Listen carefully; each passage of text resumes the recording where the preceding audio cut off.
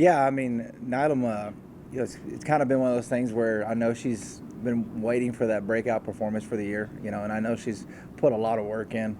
And, just the way they guarded us allowed us the opportunity to get her the ball in her spots to be able to, get her game going.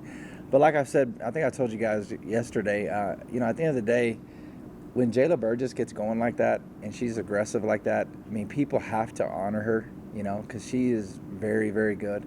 And, so when you have that dual combination of both your posts going to work, it's a lot more difficult to stop, And so Jayla, we got to keep her aggressive, in that way, because we did the same thing last year when we went to Lubbock, and Jayla started off the game very aggressive. And I think it was, if I'm not mistaken, it was the same stat line Nylam had yesterday. She had 27 and 13 at Lubbock last year. So what she didn't surprise any of us. I mean, she's a very, very talented young lady, and we're just excited that she was able to break out a little bit.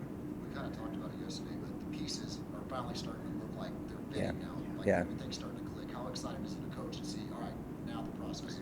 Yeah, it is, and we saw it every day at practice. We were seeing a lot of great things happening, a lot of glimpses and stuff like that, and we just got to get this to spill over to the game. We got to get it to spill over to the game, and the young ladies put a lot of stuff together yesterday. I mean, give Kingsville credit; they made some tough shots, but I went back and looked at it, graded the film, and we graded out well defensively again. I mean, sometimes people look at the score and they're like, well, but sometimes teams make tough shots. I mean, I think we've had 4 games this year where teams have shot almost 15% above their percentage. And even on those films, we've graded out well defensively, So sometimes it can be better offense, but still we were able to, I think early on, being able to jump on them early and get that 10, 12-0 lead or whatever. And we kind of never, it was kind of hovering around there the entire game, And so we've got to, if we're able to get out early on teams, I mean, we've been able to sustain that for most of the game.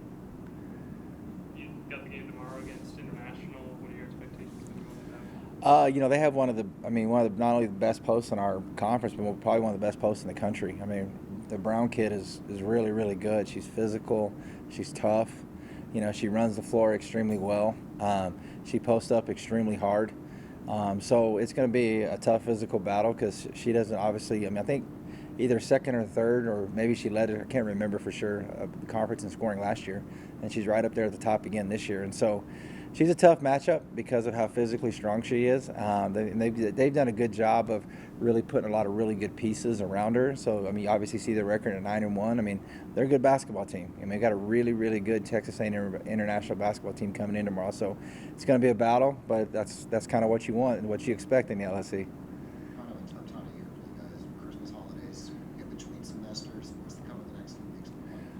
Yeah, so obviously, like I said, we got the game tomorrow at 11, the community game. I think we have, like Tom said, we've got some kids coming out, and so it should be fun.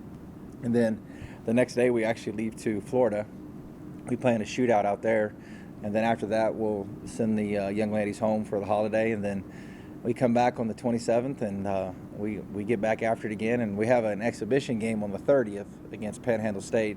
So that'll be nice to be able to get kind of, shake some of the rust off a little bit before you get back into conference action the next Thursday. So, and then once you hit conference action on January 4th, I mean, there's no breath until the end of the season. So it's a lot of fun though. Can you talk more about the Daytona Beach shootout going down there and what you hope to get out of that?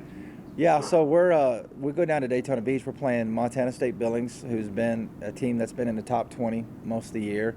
Physically tough. They're obviously they would mirror a little bit of like Kingsville, the way they like to play physical. So it'd be a very similar team to that. Texas Women's went up there and beat them, I think, by 1 early in the season. But I mean, it was a close game throughout. And then we're going to end up playing St. Mary's, who's in our conference as a non-conference game. And the reason for that, they did have another team that was in this shootout, but they ended up having to, for some reason, had to back out. So the St. Mary's coach and I just agreed that we would play a non-conference game. Didn't want to go out there and not get two games. So that's the reason why we're playing them again. And but it'll be fun. It'll be a good test and give us both a glimpse of what we'll see later in the year when we actually do play each other. As far as that exhibition against Oklahoma Panhandle State, right after Christmas, how fun is it to have those games kind of around the holidays in camp? Yeah, it is. I mean, it's nice to be able to, come back right away and have a home game for the fans to come back out and see you again, and really at that point kind of turn the calendar over to basketball. I mean, obviously in the fall you have football, you have volleyball, you have soccer, you have a lot of sports going on, and then people basketball kind of gets going a little bit, so people get excited that then once the calendar turns over, it really becomes all basketball at that point, and so we're excited about it, and it'll be good to get in front of our fans on the 30th to kind of get everybody going again.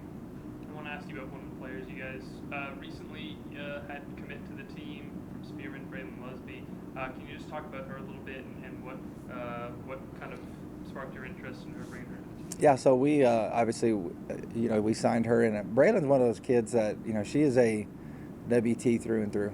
Her mom was one of the best volleyball players that ever played here. Extremely, extremely talented volleyball player. But Braylon, if you were to put out 10 characteristics, and you can name a lot of characteristics that you've seen for Lady Buff basketball, Braylon would meet every single one of them. I mean, that's just who she is. She's a tough kid. She's going to be a great player for us. We're extremely excited about her future. And then also the other young lady we signed, Kylie Kane's sister, Presley Kane, again, embodies everything that you want in a Lady Buff. And so we're excited about both of them. We'll continue to add to our class, but we're excited about our start with what we have already in the signing class.